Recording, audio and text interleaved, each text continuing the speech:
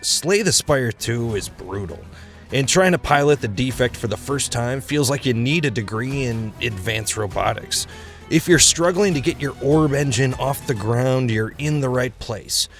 Dove here with the Gamer Buff, and today we're going to be ranking the top 5 cards to turn your Defect deck into an absolute boss melting machine. But before we hit number 5, we need to talk about the 2 biggest traps beginners fall into. First off, the hardest lesson you have to learn is that you don't have to pick up a card after every single fight.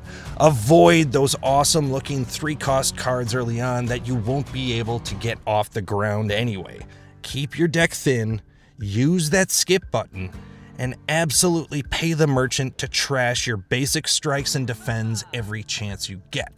That leads me to what I call the golden ratio. The Defect is a massive balancing act. For every attack card you draft that channels an orb, you need a defense card that channels another orb.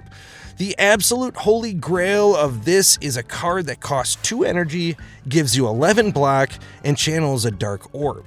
It defends you right now while setting up a massive attack for later. Balance is everything. Now, let's get to my list. We gotta start with Cold Snap. Early in Act 1, your main goal is survival, and you don't have the energy to set up massive combos yet.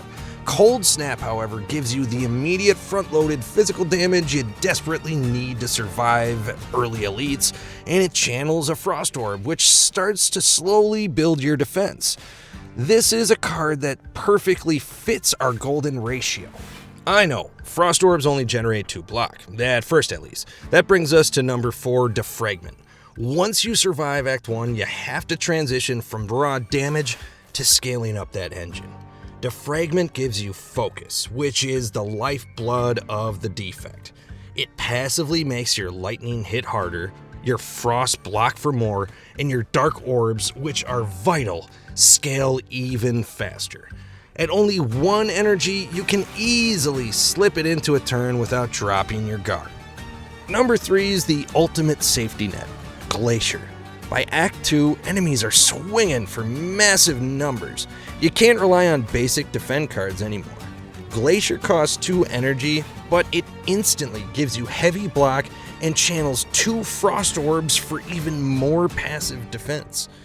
It is the foundation for the impenetrable ice wall you need to survive those grueling bosses later in Act 2 and 3. Number 2 is Capacitor. As your engine grows, you need room for it to breathe. Capacitor adds extra empty orb slots to your lineup so that long, lingering, chipping away damage can do its magic. But remember, modesty is key here. You don't want a massive wall of empty slots where you're never going to fill those orbs or have them reach the front in the first place.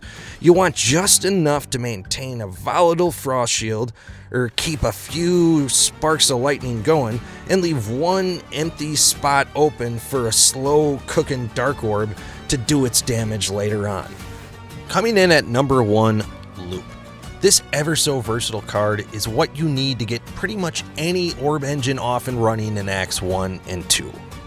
There's a bunch of different strategies you can go with, but if we're leaning on dark orbs for a second, those are the ultimate boss melter. They sit on the right side of your queue, growing stronger every turn. And if the dark orbs are the grape jelly of the Defect and Slay the Spire 2, Loop is the proverbial peanut butter. It automatically triggers the passive effect of your frontmost orb at the start of every turn.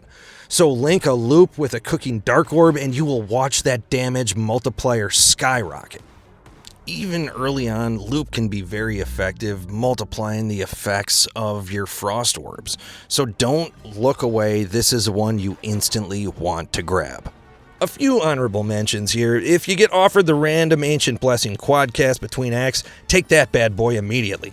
Evoking a fully cooked Dark Orb 4 times in a row is a game over for any boss. Also, if you're doing a frost-heavy build like we're talking here, Hailstorm is an obvious choice. It helps whittle away those multiple enemies slowly but surely. And lastly, respect the damn skip button. Let those Dark Orbs cook and you'll be down to Act 3 in no time at all. Drop a comment, what's your favorite Defect combo, and thanks for hanging out, folks. You got this.